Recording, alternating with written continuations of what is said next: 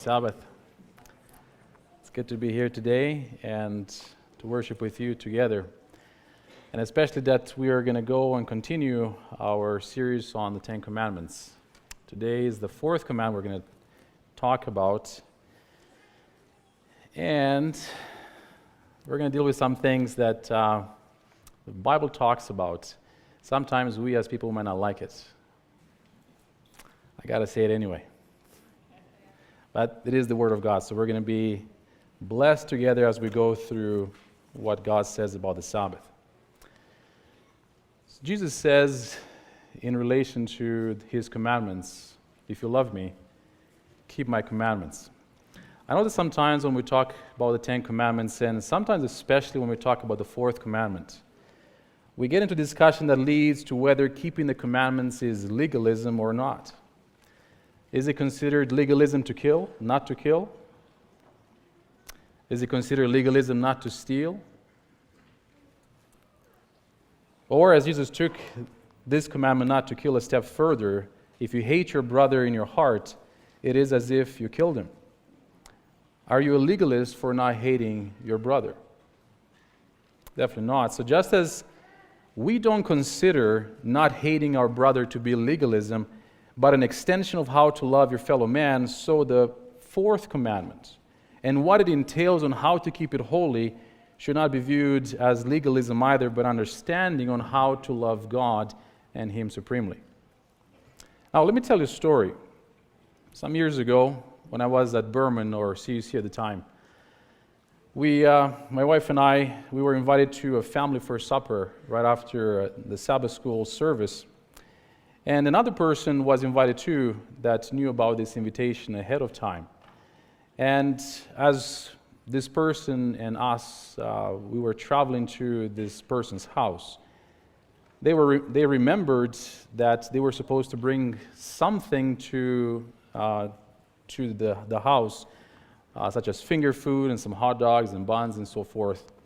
And because of the busyness that this person might have had during the week, she decided to pull into Superstore, get what she needed, and then we went on to this place. I was a little bit wondering why that happened. I know there are times when we're too busy with life, and sometimes things slip from our minds, and we forget to do them. But that would not be an excuse to go and purchase anything from the store on the Sabbath just because our week has been too busy. That's because we're starting to treat the Sabbath as a holiday instead of a holy day. Many people think that the Sabbath is a day like any other day of the week, except that you don't work on that day and you are going to church. Other people think that the Sabbath is part of their weekly holiday, and they treat the day as such. And in order for us to understand how to keep the Sabbath holy, we need to first understand what this day really is about and why we need to keep it holy. In Exodus 20, verse 8 to 11, it tells us in the fourth commandment to remember the Sabbath day to keep it holy. 6 days you shall labor and do all your work, but the seventh day is the Sabbath of the Lord your God. In it you shall not do any work, you, nor your son, nor your daughter, your manservant, your maidservant, nor your cattle, nor your stranger that is within your gates. Now that's sometimes where it gets interesting. And we have no problem as us not working, maybe someone that we have a hired hand not working. But what about the person that comes for a visit on Sabbath at your house, where you're in charge of? And they want to do things on the Sabbath that they're not supposed to be done. What do you say? It includes that, nor the stranger, whoever it is that comes within your gates. What you're responsible on to keep the Sabbath holy, that includes whoever comes in your house. For in 6 days the Lord made heaven and earth, the sea and all that is in them, and rested on the seventh day. Therefore the Lord blessed the Sabbath day and hallowed it. The fourth commandment says that the Sabbath day is holy. The word holy means something dedicated to God or set apart for a holy use. And it is clear from the Bible that some things are holy and should be treated as such, and other things are common and we can treat them as such. The Sabbath is not a common day. It is not a day we can do something that is not related to God and His holiness. The Sabbath commandment, it also points us back to Genesis chapter 1, to this creation story. It tells us that the Lord our God is the creator of our world, and He is the creator too, and that we need to give Him the honor and praise that He deserves. It also points us back to the creation week, where God instituted the seventh day of the week at creation, a day of rest and rejoicing, and a day of worshiping our Creator God, and a day to enjoy our fellowship with Him and with other believers as well. It also points us to the cross of Calvary. Because on the Sabbath we rest from all our works and we trust in His redemptive provisions that He has made on the cross. It also shows us that we can trust Him with our livelihood.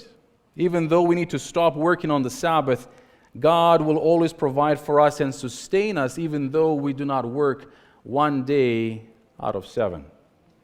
The commandment also starts with the word remember. Not only to remember the Sabbath day, but to remember to keep it holy. We might remember that Saturday is the Sabbath day, but if we don't remember to keep it holy, it didn't do any good to us that we remembered that day only.